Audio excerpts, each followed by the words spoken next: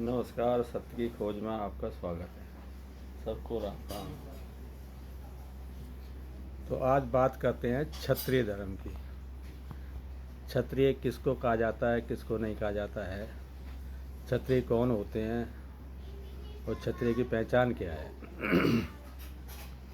वैसा हमारी समाज में बहुत सी जातियां हैं जो अपने आप को क्षत्रिय बोलते। कोई बोलता है मौर्य के वंशज हम क्षत्रिय हैं, कोई बोलता है कुंभज वंशीय क्षत्रिय है, कोई कुछ बोलता है, कोई कुछ बोलता है। तरह तरह की समाज है, तरह तरह की बातें करते हैं।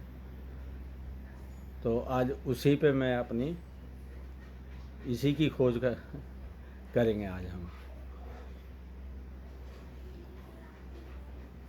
तो ये जो वर्ण व्यवस्था है ये हमारे वेदों ने बनाई है और जातिवाद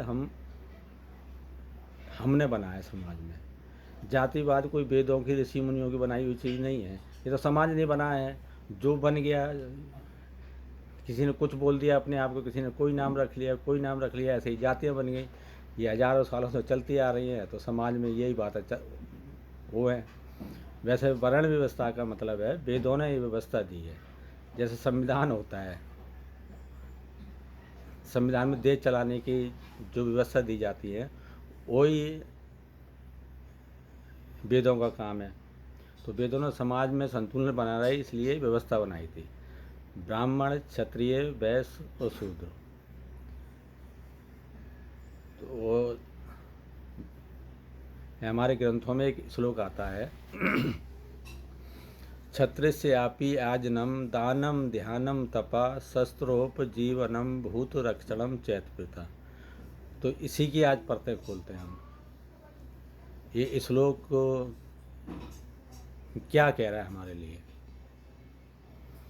तो इस श्लोक श्लोक से पहले जाते व्यवस्था बनाई थी।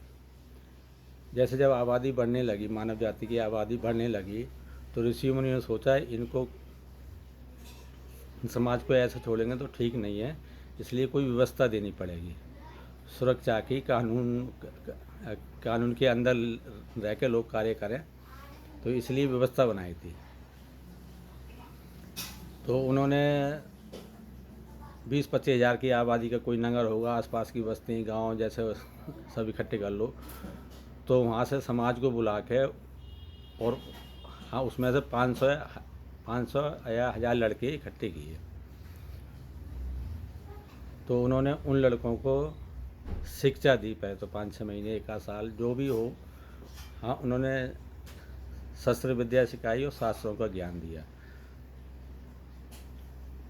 फिर उनका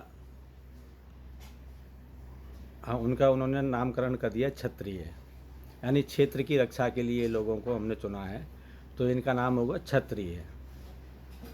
अब उन्हीं में से कोई अच्छा लड़का, समझदार लड़का, उसको उनका मुखिया बना दिया। मुखिया बना दिया, जैसे राजा मान लो या सेनापति मान लो या कुछ भी मान लो, उनके ऊपर उसको बिठा दिया।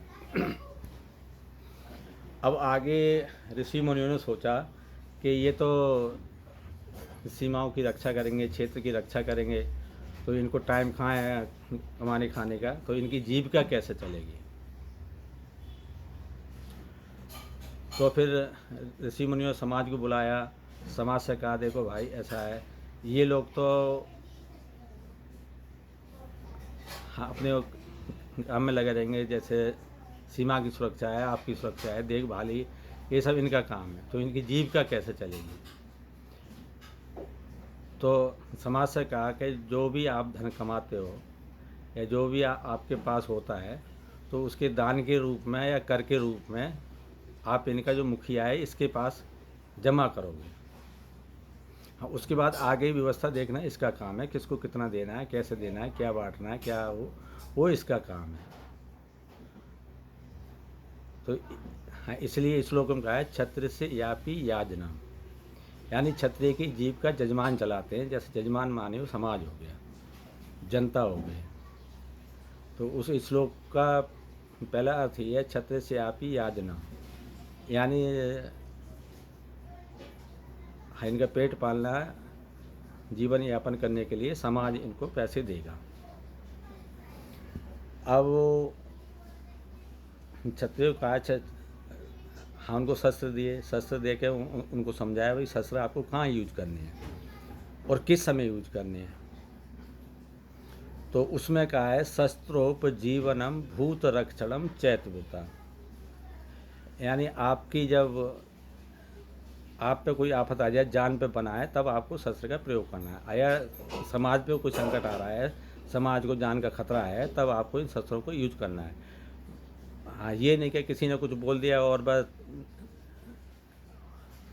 निकाला शस्त्र और उसको मार दिया या उसका सर काट दिया, या ये नहीं बताया। शस्त्र तो इस श्लोक में ये स्पष्ट कहा है कि शस्त्रोप जीवन, अगर आपके जीवन पर संकट है तब शस्त्र का प्रयोग कर सकते हो, वैसे नहीं। भूत रक्षणम चैतव्यता, यानी आपके राज्य की सीमा पर कोई संकट आ रहा है, कोई घुस रहा है, आतंकवादी है या कोई भी, तब उस शस्त्र का प्रयोग कर सकते हो। आगे चल के हाँ, ये समाज का नाम हो गया क्षत्रिय, यानी क्षत्रिय मानी सोल्जर होता है, सैनिक होता है। अब ये समाज बढ़ता रहा, चलता रहा, बढ़ता रहा, चलता रहा, तो इसमें फिर आगे जाके जैसे राज्य तो छोटे होते थे उस समय, राज्य की इतनी आबादी नहीं होती थी, तो हाँ, एक राज्य में जितने भी सैनिक होते तो वही काम करते थे, पुलिस का वही करते थे, सैनिक का। तो हाँ, इसीलिए उनका नाम, हाँ, उनको बोलते हैं क्षत्रिय है। अब जैसे लोग कहते हैं राजा क्षत्रिय है, वो राजा क्षत्रिय है, ये राजा क्षत्रिय है, ये वो है। तो राजाओं को क्षत्रिय इसलिए कहा था कि राजा जब युद्ध के समय सैनिक के साथ जाके युद्ध के मैदान में लड़ाई लड़ता था, तो युद्ध के मैदान लड़ाई लड़ाया वो सैनिक ही है, तो इसलिए राजाओं को क्षत्रिय कहा गया था। अब जो आते आते आगे बढ़ते आए, तो जैसे कोई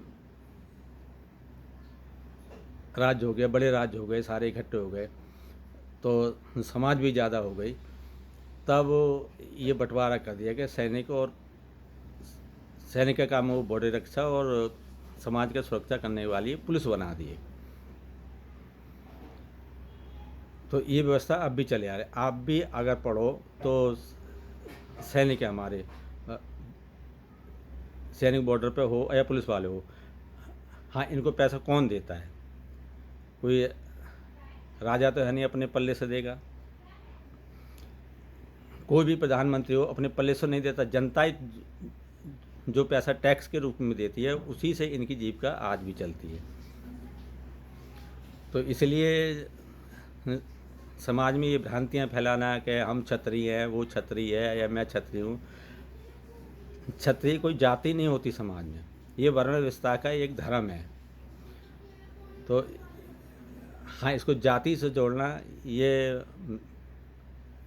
बिल्कुल ही बेकार लगता है मेरे को, क्योंकि क्षत्रिय अलग होते हैं, जातियाँ अलग होती हैं, जातियाँ अपनी अपनी होती हैं। कोई भी किसी ने कुछ बन गया है, कोई कुछ बन गया है, कोई कुछ कहता है अपने आप को, कोई कुछ कहता है। कौन कौन सी जातियाँ हैं इतना ही नहीं पता है। देश में हज़ारों जातियाँ हैं, किसी प्रदेश में दूसरी जातियाँ हैं, किसी प्रदेश में कहीं कौन सी जातियाँ हैं, कहीं कौन सी हैं, कहीं कौन क्या बोलता है, कौन बोलता है। तो क्षत्रियों का संबंध जाति से तो बिल्कुल नहीं है। क्षत्रिय एक वर्ण व्यवस्था का हिस्सा है। इसलिए अभी मैं देखता हूँ टीवी चैनलों पे कि वो हो गया, क्षत्रियों को अपमान कर दिया, क्षत्रिय ये हो गए, क्षत्रिय इकट्ठे हो गए, ये बोल दिया क्षत्रियों के लिए, वो बोल दिया। अब बताओ, पत्रकार तो जानकार होता है, हाँ, उन्हें भी हाँ इस बात को हाँ होना चाहिए, मगर ऐसा नहीं है। समाज में ही चल रहा है तो सब मान रहे हैं। किसी ने बोल दिया कुछ है तो उसने वही मान लिया। ये अफवाहें तो मेरी समझ से 30-35 साल से बहुत ज़्यादा बढ़ी हैं। 30-35-40 साल पहले इतना नहीं था। हाँ, लोग अपनी जातियाँ बोलते थे, हम ये हैं, हम वो हैं, हम वो है। क्षत्रिय का शब्द बहुत कम यूज करते थे लोग, मगर आज के समय रोज़ आए महीने हाँ ये हंगामा होता था। क्षत्रिय वहाँ के क्षत्रिय इकट्ठे हो गए, वहाँ के क्षत्रिय हंगामा कर रहे हैं, वहाँ के क्षत्रिय रैली निकाल रहे हैं, वहाँ के क्षत्रिय ये कर रहे हैं। तो मैंने इसलिए ये वीडियो बनाई कि क्षत्रिय का जाति से कोई संबंध नहीं है। जाति व्यवस्था अलग होती है, वर्ण व्यवस्था अलग होती है। वर्ण व्यवस्था वेदों की दी हुई व्यवस्था है हमारी। जाति व्यवस्था हमने खुद बनाई है, अपनी इच्छा से बना ली है। कोई कुछ बन गया है, कोई कुछ बन गया है। हाँ, इसका मतलब ये थोड़ी है कि हम कि ब्राह्मण बन जाएंगे या क्षत्रिय बन जाएंगे या किसी को शूद्र बोल देंगे या किसी को। अब यही बात आती है, वैश्य का कोई रोल नहीं होता खास। वैश्य का काम ये होता है कि उसको व्यवस्था की मदद करना। यानी जो वो बिजनेस करता है उसमें से टैक्स देगा, वो टैक्स जाएगा तो वो देश की व्यवस्था चलेगी, किसको कैसे चलाना है, किसको क्या देना है, किसको कहाँ है। अब हमारे देश में कितने तो अफसर हैं, पुलिस है, आईएएस है, जज हैं और ये हैं, सबको पैसा देना। तो पैसा कहाँ से आता है? आता तो जनता से ही पैसा, प्रधानमंत्री अपने पल्ले देता नहीं है। तो यही है, समाज में बिना मतलब की कुरीतियाँ फैला रखी हैं और हम ही लोगों ने फैला रखी हैं बिना मतलब। इसलिए लोगों को पता चले कि क्षत्रिय कौन है कौन नहीं है, ताकि इस पाप से बच जाए। क्या है, हमारे शास्त्रों में कहा है कि किसी भी धर्म की जब हानि होती है तो पाप होता है। अगर कोई धर्म है, अगर तुम ये समझो का हाँ हमने उठाए कोई, जैसे हाँ ओढ़ने वाली चादर है, कपड़ा है, उठा के ऊपर डाल लिया जी हम ये बन गए, ऐसा थोड़ी होता है। उसके योग बनना पड़ता है आपको, तब आप वो हाँ उसे बता सकते हो भाई हम ये हैं। तो क्षत्रिय की पहचान होती है, क्षत्रिय की पहचान है शस्त्र धारण करेगा। वो शस्त्र धारण करने की अनुमति है, और किसी को है? आदमी को किसी को नहीं है। और मनु स्मृति में कहा गया है कि क्षत्रिय जागता है और समाज सोता है। तो अब आप आइडिया लगा लो, कौन रात में सोता है, कौन जागता है। तो इसलिए पुलिस वालों को भी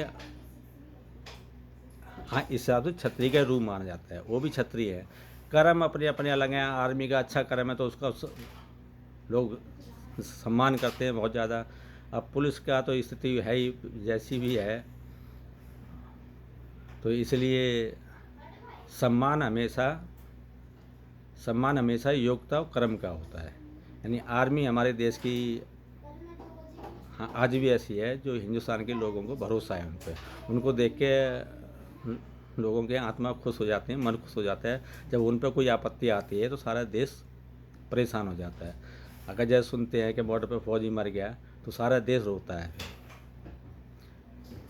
हाँ उनके लिए परेशान होता है। तो यही उनका सम्मान है। तो सम्मान योग्यता के अनुसार होता है, ना कि जाति के अनुसार है, या हम हाँ वो बन के बैठ गए जी हमारा सम्मान करो, ऐसे थोड़ी होता। सम्मान योग्यता और कर्म के लिए होता है। बस यही बताने में कोशिश की है इस वीडियो में। हाँ हो सके तो इस वीडियो को जितना हो सके लाइक करें, सब्सक्राइब करें और प्लीज़ शेयर करें इसको वीडियो को। अच्छा जी, नमस्कार।